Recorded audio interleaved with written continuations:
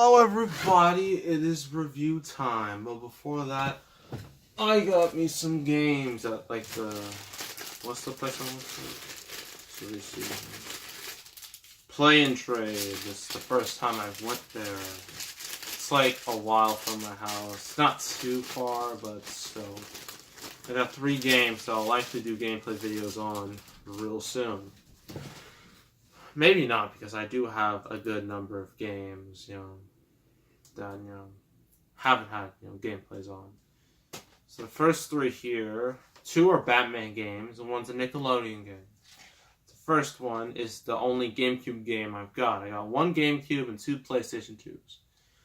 There's a GameCube, I have Batman Begins, which was made by EA, everyone's favorite company. Yeah, you can tell I'm lying through my teeth. Yeah, but this was like when they were busy doing movie license games. They also did Catwoman, a game I hate. and, and it's like one of my most popular gameplay videos of all time. Before Ninja Turtles and Shadow the Hedgehog, they just sped past it. Especially Ninja Turtles. I don't know why people still watch it. I'm still trying to figure out. I guess because it's been 15 years since the show ended. I might do another gameplay of that because it's clear that video is done extremely well and it needs a sequel or something like that. So yeah, this is Batman Begins.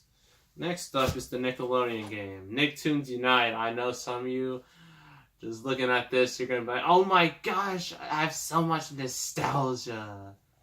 Yep, this is...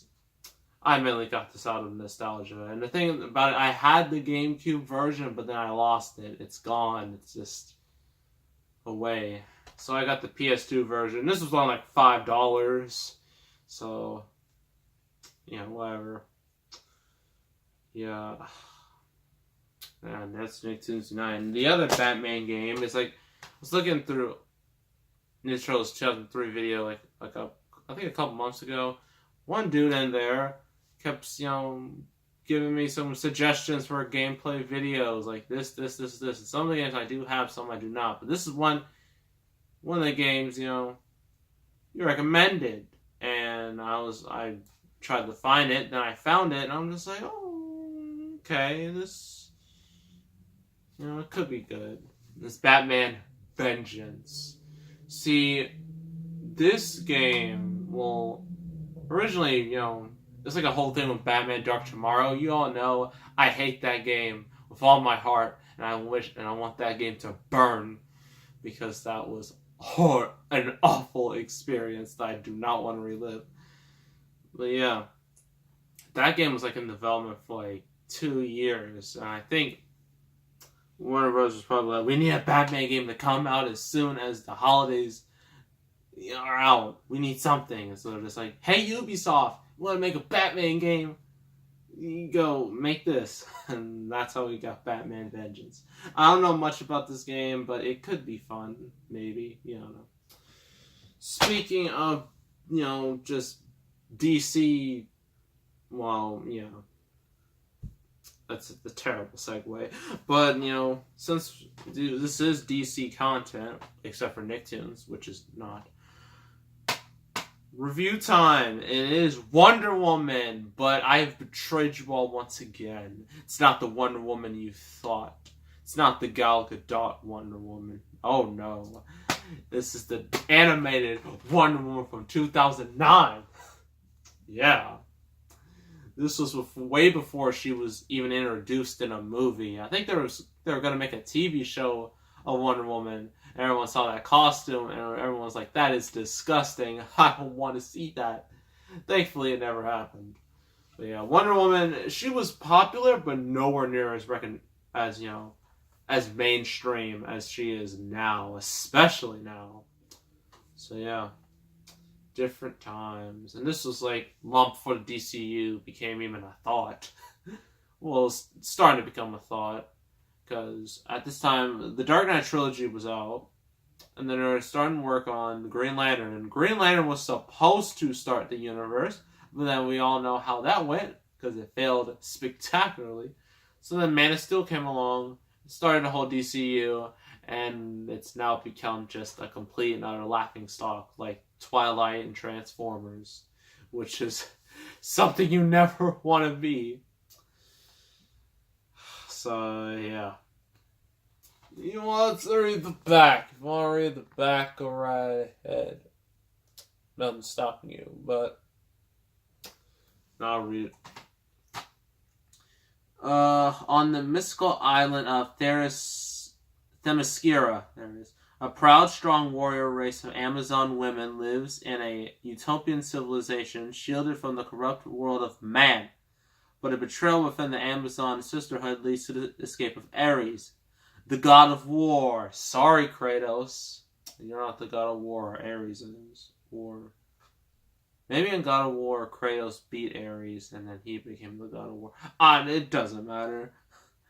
And Amazon Princess Diana, Wonder Woman, must capture him before he unleashes global chaos and destruction. With the aid of cocky fighter pilot Steve Trevor, Diana tracks Ares to the United States for a battle unlike any humankind has ever faced.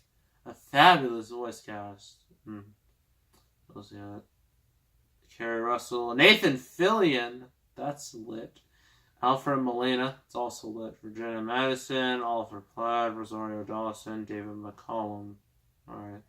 Infuses thunder and passion into this epic tale of the princess who becomes the world's greatest heroine.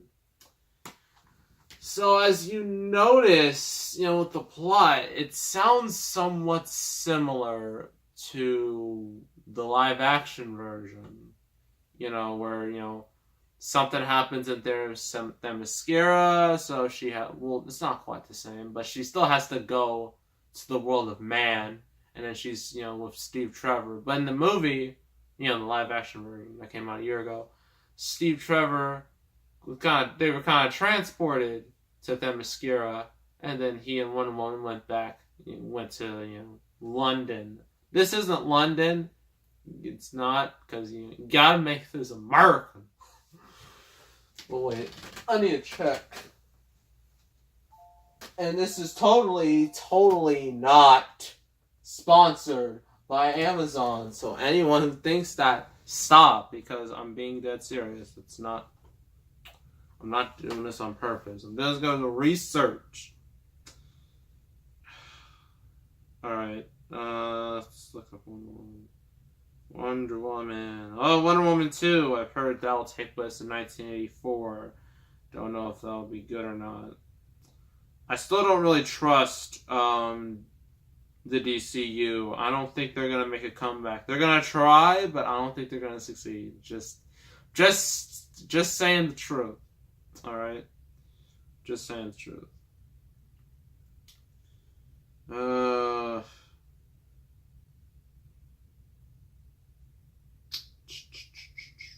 Oh. So the dude. Oh wait. It's a woman. My bad. The woman who directed this, she directed the second act of Superman Doomsday, which wasn't a great adaptation. It will get a second life, I think it's going to be the Death of Superman, the Reign of Superman. They're going to come out soon. I might do those. Blah, blah, blah. Trying to find this. I don't think I'm going to find much. Da da da da da da da da. Do do do. Now let me look up the live action version. Yeah. The main difference is that this takes place modern day, while Wonder Woman, took place during World War One. So it's not quite the same, but it still has a little similarities. So yeah, Wonder Woman, really Ares, as I already said, someone within the Amazon people of all women betrayed them. She was just like, nah, I don't like this. So she unleashes Ares, the take over the world, because that's how these plots go. So Wonder Woman, she has to, go to, Earth, and, well, really, yeah, it is Earth. Just go there, save the day with Steve Trevor, and wacky hijinks ensues. Sort of, something like that. This movie's short, just like all the DC anime movies. It's like 74 minutes, not even an hour and a half. So I have to rush through things. Oh, this is a 2-disc. What's so special? Special feature. Ew. What a waste.